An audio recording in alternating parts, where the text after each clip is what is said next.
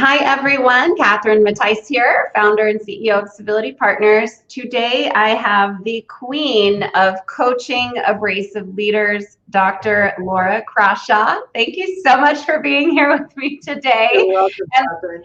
I love chatting with you. You're just such a neat lady. And just to share a little bit about you for the audience, you're the founder of the Boss Whispering Institute. And I call you the queen because you definitely are a pioneer. And I'm going to share my story about the first time I met you here in a minute. And you once intimidated a grizzly bear you put in your bio. Tell me about that.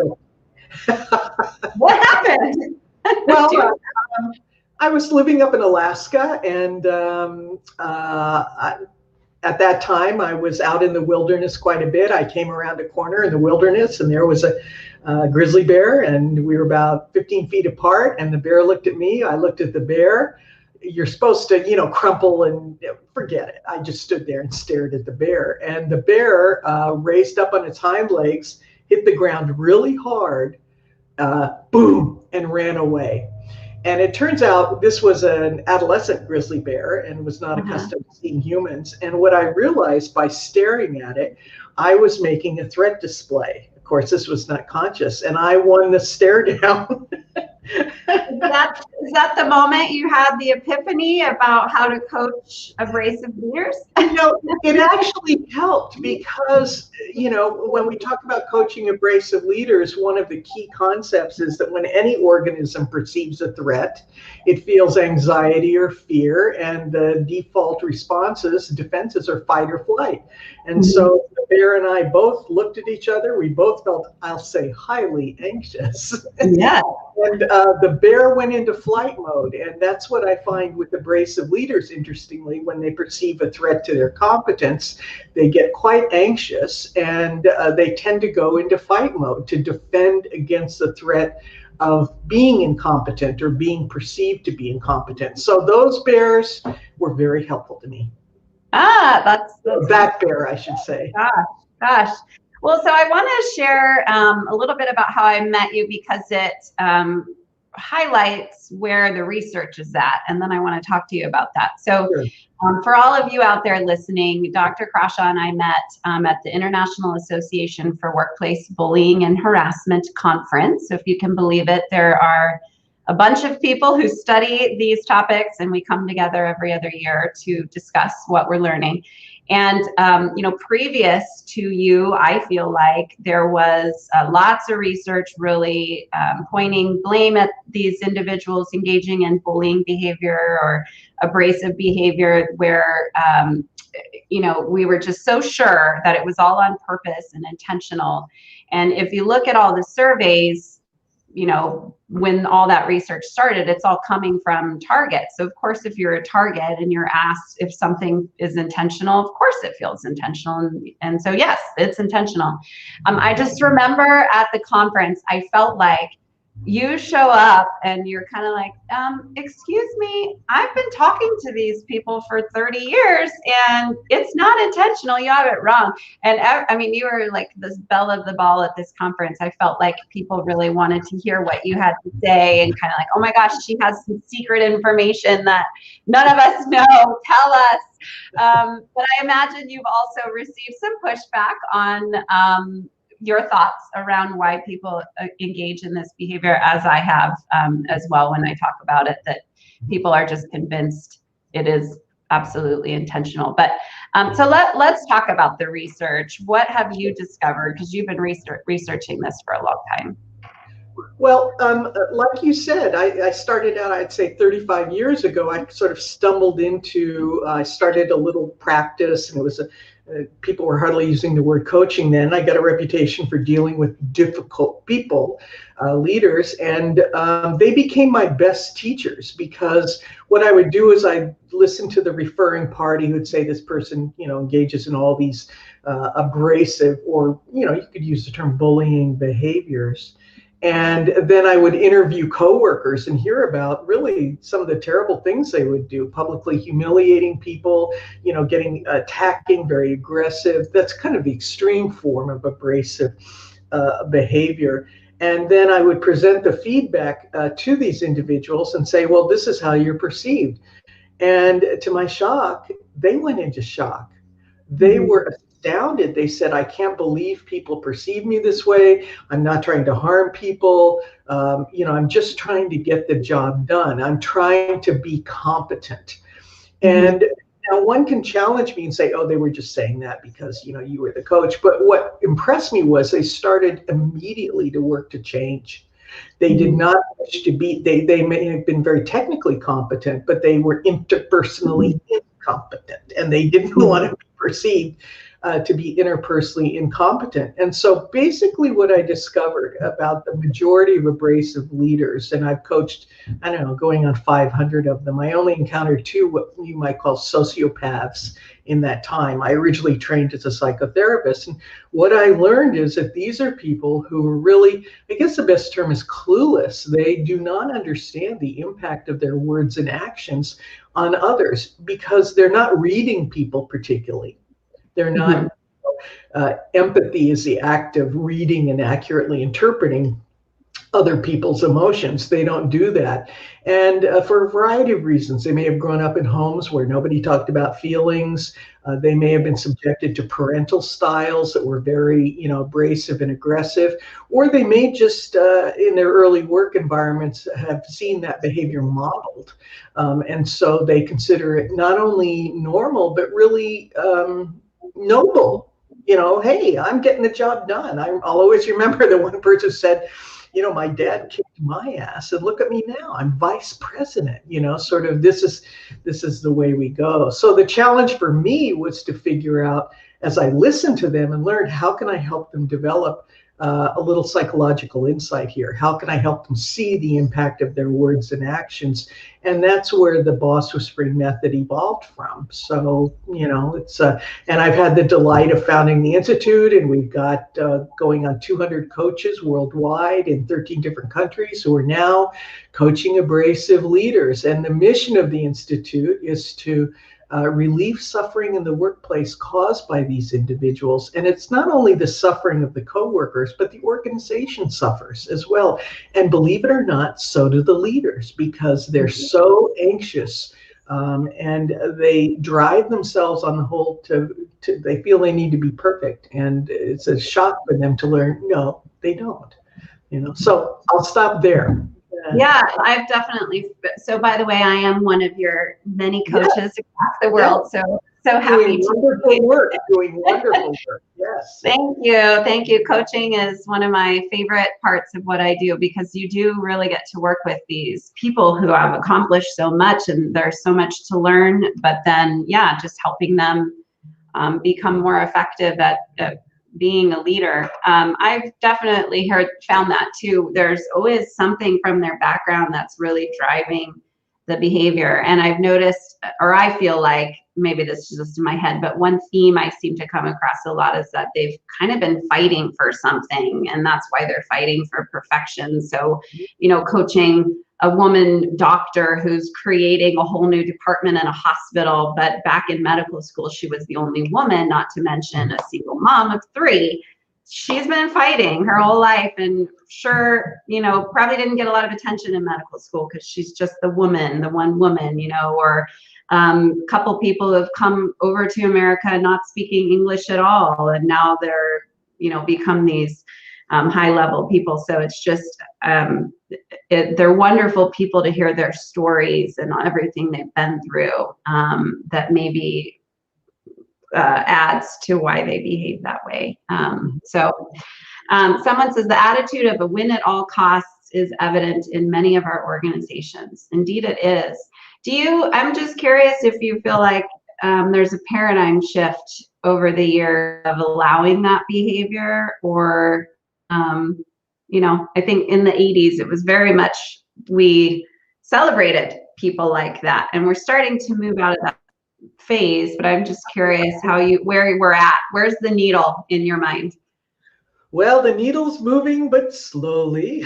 And as we see this new push for, say the Me Too movement, Black Lives Matter, there's a demand that the workplace be psychologically safe, that people, employers guarantee physical or work to provide physical safety, but that they also are responsible for providing psychological safety. And I'm not talking unicorns and rainbows and kumbaya here.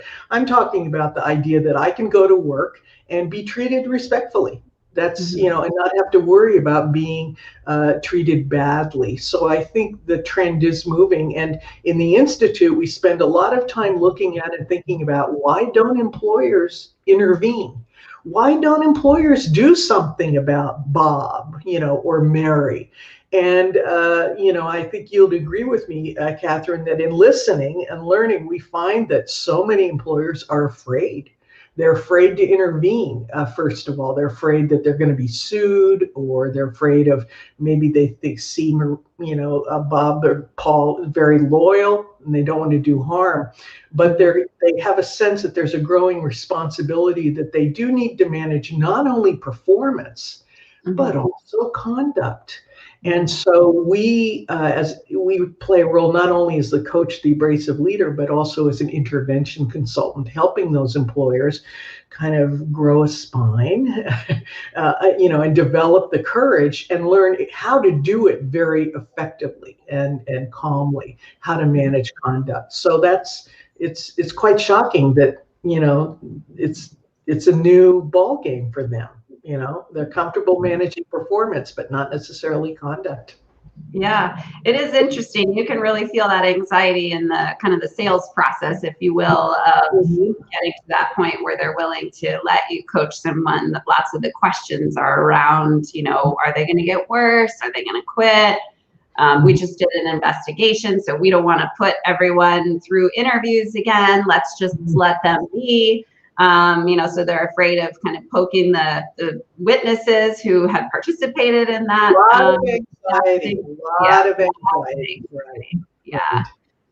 And so as boss whisperers, it's our job not only to calm the anxieties of the abrasive leader that cause that leader to get aggressive, kind of like horses. The reason horses act out or get aggressive is because they're afraid, they feel threatened. But we also spend time with the employers, helping them calm down enough to realize, all right, we have a right and a duty to manage conduct, and we're going to learn how to do that calmly and confidently. So we do a lot of whispering, don't we? Yes, we do. Yes, we do. So this, we have another comment, and this really speaks to why managers aren't intervening, or kind of along that same line with the conversation that she says, this is about coaching abrasive management. What about coaching people who are being treated abrasively? I lost my job by going to HR and presenting the issue, and I was let go within 2 weeks because the company thought I was causing trouble. Right. What are your thoughts on that comment? Right. Well, that's our campaign, is to have companies take responsibility for dealing with the abrasive leaders. And what happened was, you came and you voiced your concerns about how you were being treated, and suddenly the organization essentially ejected you and went into flight mode. They didn't want to deal with it. And that's terrible. It's tragic. But our focus is helping employers learn how to deal with their abrasive leaders and hold them accountable for acceptable conduct, so that you don't have to suffer what you suffered again.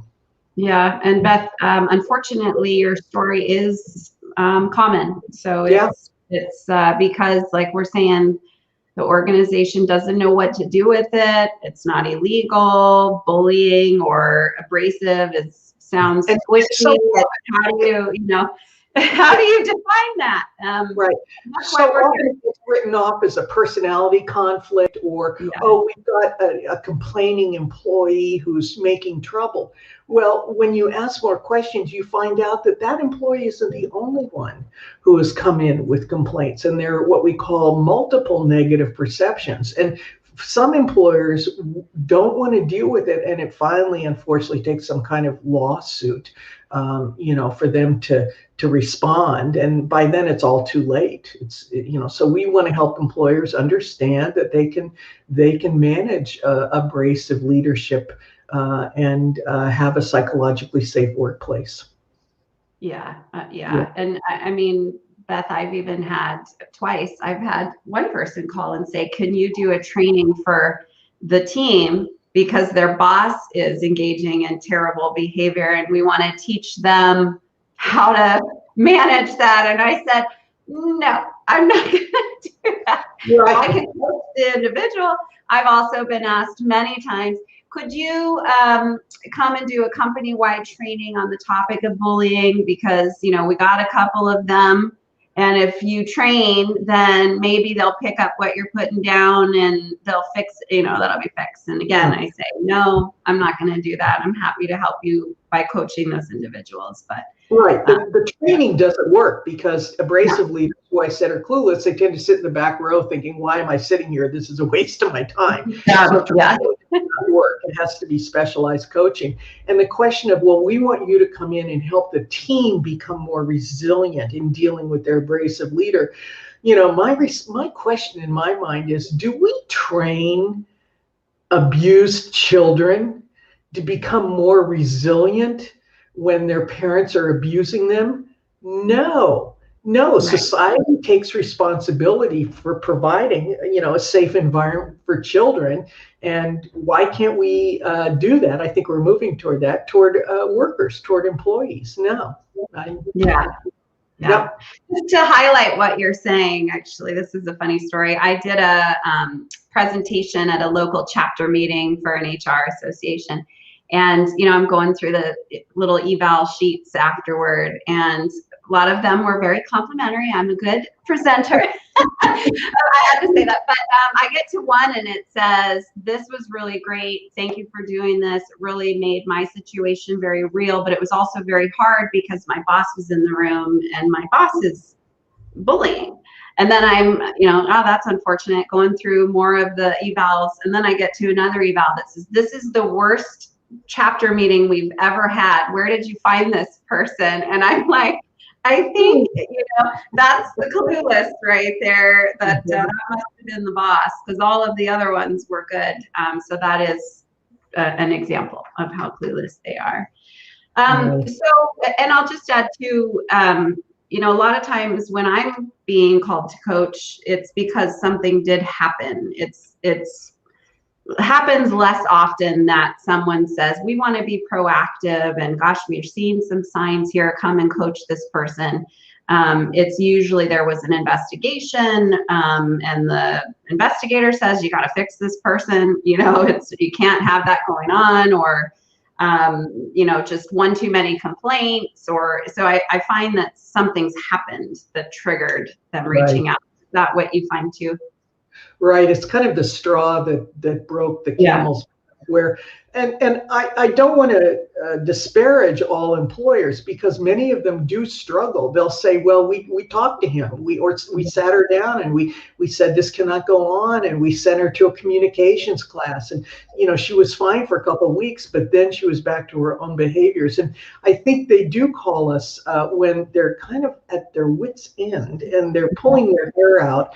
And so many of them are relieved to discover there are people, specialist coaches who work with abrasive leaders or disruptive physicians, or whatever term is used. So there's a lot of confusion and suffering going on, and it can be solved.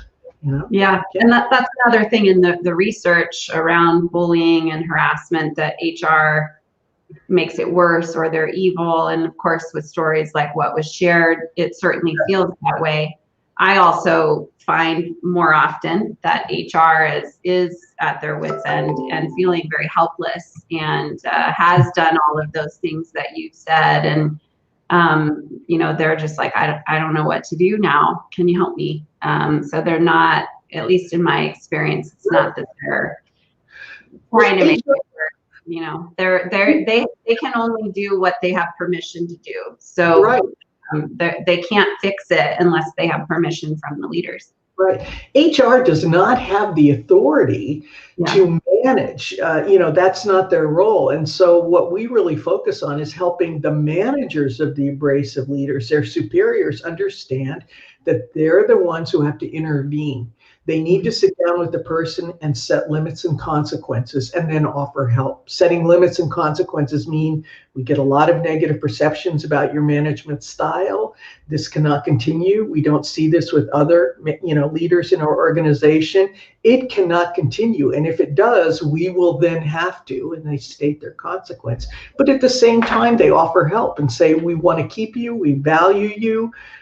We'd like to invest in you, so we'd like to offer you specialized coaching for leaders who are perceived to be abrasive. And the point I want to make is, we can all be abrasive. I mean, you and I, of course. This is not some peculiar psychological condition. Everybody's struggling to diagnose narcissism or, a sociopathy or whatever. But the vast majority of abrasive leaders are people who are struggling, deeply anxious, and trying to be competent. They're kind of insecure. And so they're easily shook up, and they kick in when they feel threatened. They go into fight mode, or in some cases, even flight mode. They withdraw, which can cause a lot of distress as well. But I just think we have help for parents who abuse their children, and because we want the children to be safe. And I think there's a growing concept that help is available for leaders who are abrasive with their employees, and there are steps that can be taken. Yep. And we're here to help employers take those steps. So thank you so much for being with me today. Any kind of final comments or words of wisdom for employers or managers out there who do need to intervene beyond what you've already shared? I want them to understand that we understand their fears around doing so, but if employers can demonstrate that they have intervened and they have, offered help, and the person has to be terminated because, despite all that, they didn't improve, I'm able to say to the employer, you did everything you could do. You intervened, you offered help, you ended up having to terminate the person, unfortunately, which doesn't usually happen when we're working with them. We have about an 82% success rate. But I think having the courage to take that step, it's not easy for employers, but I want them to understand it's worth taking. It means so much. Yes. Definitely. So thank you so much. And where can people get a hold of you or find you? And we'll post that in our comments there. Sure. Well, www.bosswhispering.com is our website for the Boss Whispering Institute. And I'm available at Crawshaw at bosswhispering.com, CRAWSHAW at bosswhispering.com. Thank you again. And you are just so neat to talk with. And I'm so pleased that I get to be in your circle. And always just enjoy talking with you. You're a wise lady. So thank you, Catherine. Thank you. You're welcome. All right. Bye, everyone. Have a great day. And